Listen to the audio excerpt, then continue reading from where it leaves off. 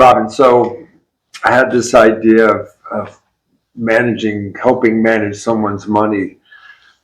Cannot be easy with their habits that may be good or bad.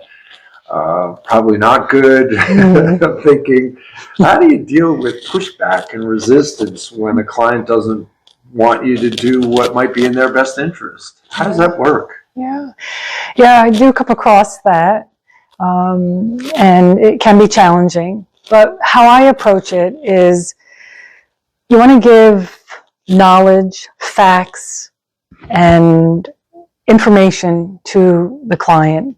I mean, ultimately, the client remains in control of their finances and the decisions that go around that. Okay, but what I can do is bring them different avenues, talk about the situation. Okay, here's what will happen in scenario A, B, or C, and then they can see,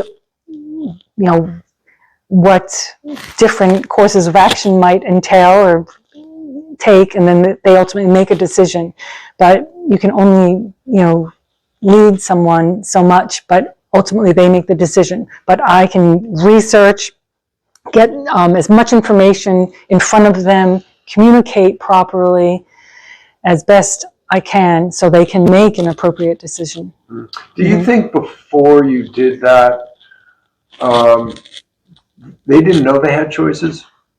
It was only sort of one way and they were doing it or wanted it done one way, and because you have a lot of resources and knowledge and experience that you could bring in other ideas, that they would have choices. Yeah, exactly. I do come across that, and they're very thankful for that different idea. I mean, when we have multiple people, there's multiple ideas, and that's what's so great too of being part of an association. We have a resource of many different ideas, etc., and it's just really invaluable.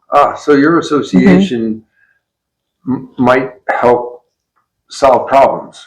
You might refer back to the association with a problem, and they would give you different choices. Yes. It's a good organization. Yeah, it's great. I believe in my social work and funeral director work that making peace with death helps people thrive in life. Do you ever recommend your clients to plan their funeral and communicate their wishes to their families? Yeah, it's a touchy topic, but I am such an advocate for it. When I was performing DMM services for my aunt back in 2021, unbeknownst to myself at the time, I was managing all of her household bills, finances. I even organized 24-hour care for her, and I'm here in New Jersey, she's in Florida. And there came a time where, okay, I think I'd like to prepay for her funeral. And I worked with a funeral parlor down in Florida.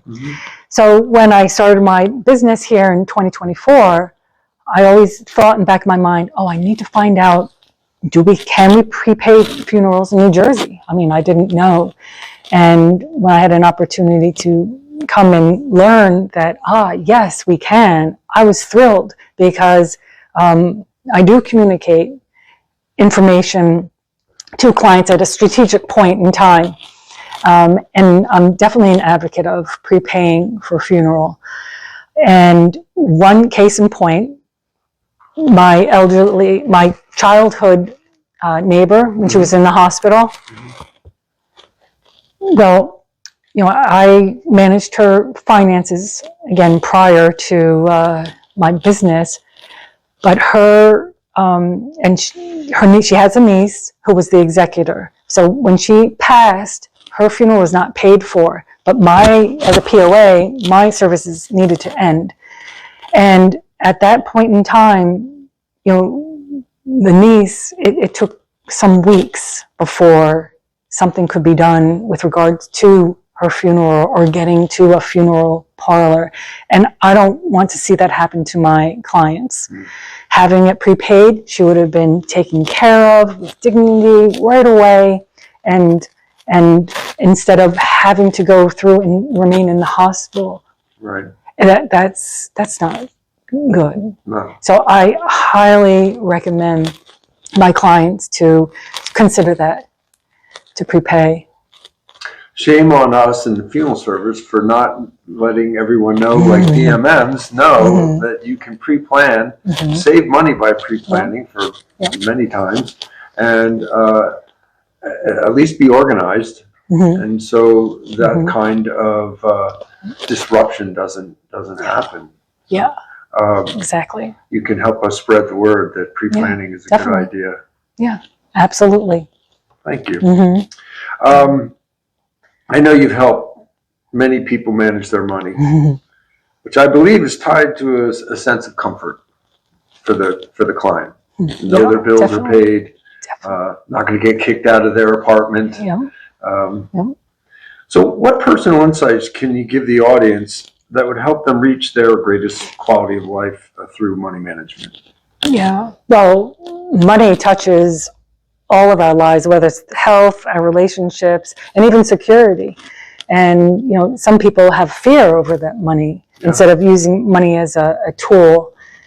And my first insight, I would recommend having clarity in your household finances. Know what's coming in, your income, and know what's going out, your expenses, because knowing that will really help provide insight into your financial life and be less burdensome. And, you know, another aspect is having a system in place. I think a system brings peace. Now, some people might think a system would be too rigid, etc. But no, I mean, opposite. When I actually recently gave a presentation at the senior center in Chatham, and we talked just about this. When you bring in the mail, have a system in place. And, you know, instead of having the mail pile up on the table, which causes clutter and anxiety, you know, have a system in place. You can have some bins. Okay, this is the mail I have to take care of sooner rather than later. This is I have to file. I don't want to throw it out, but I have to file for later. Here is a bin that we can shred or recycle. And then you'll be organized. So having a system in place. And it all boils down too with the values of money. Money brings, you know, the value in one's life, the priorities, and you know, the quality of life doesn't really range around how much you have. It's the resources that you do have, what you do with it, and what it supports, and whether it's for travel or caregiving or for a legacy, you know, having, you know, insight into all of that will give you the confidence, even when turbulent times come. And that's what really gives true quality of life. And, you know, daily money managers, they really help people with their financial fundamentals of life. Yeah.